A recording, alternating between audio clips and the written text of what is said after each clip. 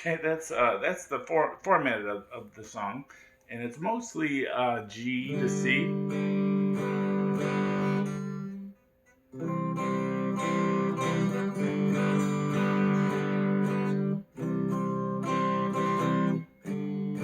It's like four downstrokes on the G. Then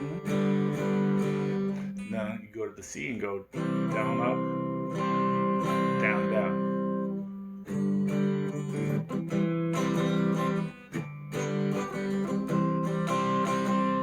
And then after that repeats G to C like 3 or 4 times. Then you go to D. Wander through the forest. C. The trees have leaves of prisms, breaking the light. They break the light in colors. Then it ends on D, but no one knows the names of G. And then C, G. So these chords, the G is the 1 chord here. The D is the 5 chord, and the C is the 4 chord. So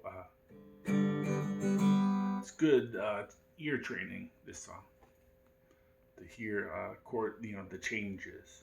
These are very common changes in pop music. All right, well, have fun playing that one. Thanks for watching. Bye.